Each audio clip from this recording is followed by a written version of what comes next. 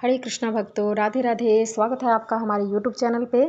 जैसा कि हम सभी जानते हैं, बैसाख मास कृष्ण पक्ष की एकादशी का नाम बरूथनी है, जो कि बहुत ही शुभ फलदायिनी है। और इस वर्ष यह एकादशी 24 अप्रैल यानी कि गुरुवार के दिन रखी जाएगी। कहते हैं कि सनातनियों में एकादशी को बहुत ज़्यादा महत्व दिया जाता है और इस दिन भगवान विष्णु की पूजा होती है। धार्मिक मान्यताओं के अनुसार इस दिन व्रत रखते हैं और पूजा अर्चना करते हैं। वहाँ इस दिन पूजा के दौरान इसकी व्रत कथा जरूर सुननी चाहिए, क्योंकि जब तक हम कथा श्रवण नहीं करते हैं तो व्रत पूर्ण नहीं होता है। तो आइए बिना देर किए हम कथा प्रारंभ करते हैं। एक बार नर्मदा नदी के तट पर मानधाता नाम के राजा का राज्य हुआ करता था। वे बहुत बड़े तपस्वी थे। एक समय ऐसा आया कि राजा की तपस्या के दौरान एक जंगली भालू आया और उसने राजा के पैर को चबा लिया। राजा तपस्या में लीन थे और भालू उनके पैर को चबाने लगा, लेकिन राजा तपस्या में लीन ही रहे। उनका ध्यान भंग नहीं हुआ।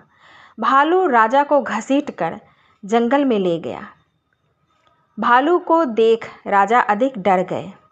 इस दौरान उन्होंने भगवान विष्णु से जीवन की रक्षा के लिए प्रार्थना की। उसकी पुकार सुन प्रभु वहाँ पे प्रकट हुए और भालू को मारकर राजा के प्राण बचा लिए। तब तक भालू ने राजा का पैर खा लिया था।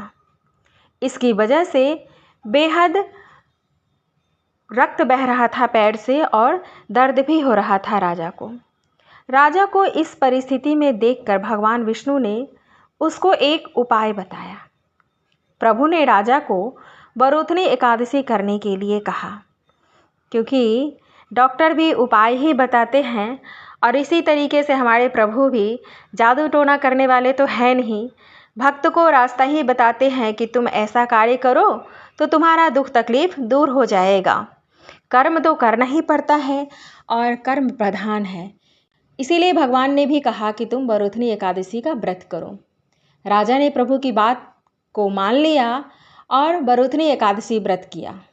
विधि पूर्वक व्रत संपन्न किया और उसने बराह अवतार मूर्ति की पूजा भी की। जो भगवान ने बराह अवतार ली थी, उस मूर्ति की राजा ने पूजा की।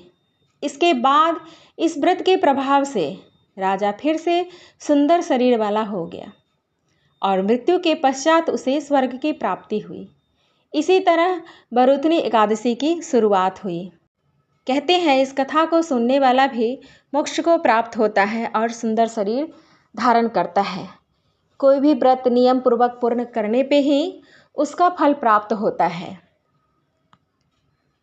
तो आइए आप और हम सब मिल करके बरूथनी एकादशी का व्रत करते हैं और कल नियम पूर्वक ब्रह्म मुहूर्त में स्नान करके भगवान की पूजा अर्चना करने के बाद हम यह व्रत रखेंगे। संकल्प करेंगे कि हम आज व्रत रख रहे हैं और व्रत का मतलब अन्न का त्याग ही नहीं होता है।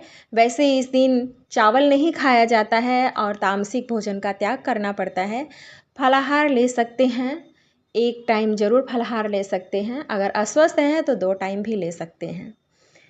रही बात व्रत करने का, तो व्रत का मतलब ही होता है काम, क्रोध, लोभ, मोह सबका त्याग करना, तभी व्रत होता है। नहीं तो इसमें उलझे रहेंगे तो व्रत का कोई फल नहीं मिलेगा। मिलते हैं नेक्स्ट वीडियो में। तब तक के लिए जय श्री कृष्णा, राधे राधे।